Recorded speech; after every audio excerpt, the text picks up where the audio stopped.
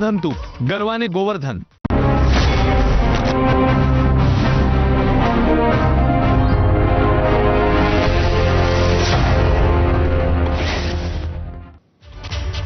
नमस्कार, मी प्रसन्न जोशी. आपण बघा एबीपी माझा. सुरुवातीला एक नजर टॉप 25 बातम्यांवर.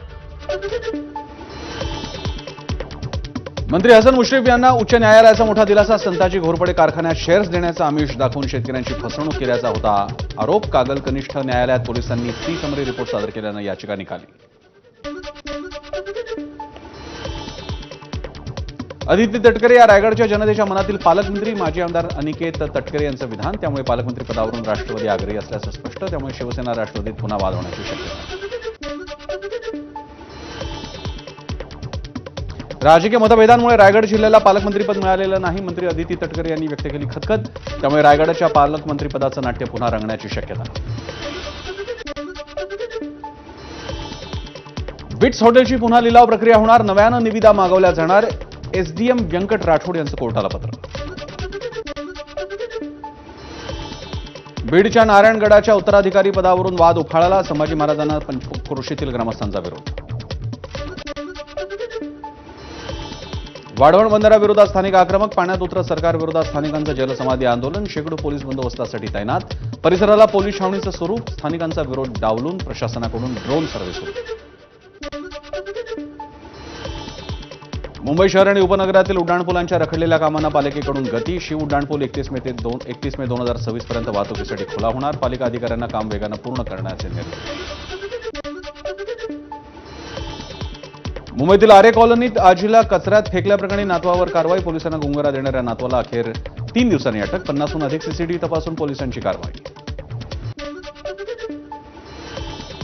वृद्ध आजीला कचऱ्यात टाकण्याआधीचा मुंबईतील नातवाचा सीसीटीव्ही समोर. नातवानं रिक्षातून आजीला जंगलात नेत कचऱ्यात टाकल्याचं उघड. नातू सागर शेवाळेसह तिघांना अटक.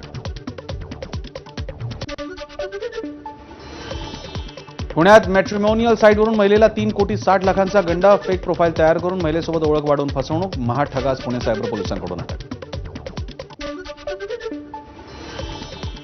टेलिग्राम ॲपवरून पैसे दुप्पट करून देण्याचा आमिष दाखवत फसवणूक. वसईतील 41 वर्षीय व्यक्तीची तब्बल 23.25 लाखांची फसवणूक झाल्याची माहिती. सायबर पोलिसांकडून गुन्हा दाखल. आरोपीचा शोध सुरू. वर्ध्याच्या डिगडोह 3 शाळकरी विद्यार्थी पुराच्या पाण्यात अडकले. 3ही विद्यार्थ्यांना पुरातून सुरक्षित बाहेर काढण्यात प्रशासनाला यश. कोल्हापुरातील धरण क्षेत्रात पावसाची संततधार सुरू. जिल्ह्यातील धरणं 60 ते 70% भरली. राधानगरी धरण देखील 65% भरलं.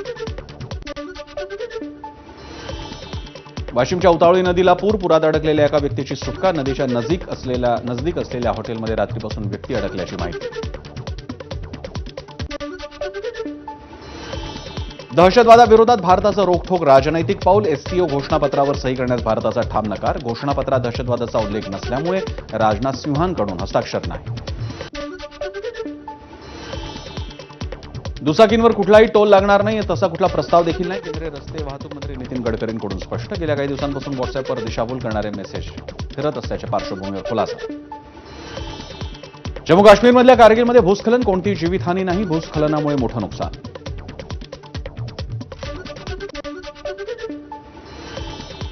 पॅरिसमध्ये आलेल्या तुफान वादळ आणि पावसामुळे फ्रान्सच्या संसदेत गळती. पंतप्रधान फ्रँकोइस बायरोनच्या भाषणादरम्यान संसदेच्या छताला गळती लागल्यानं तारांबळ.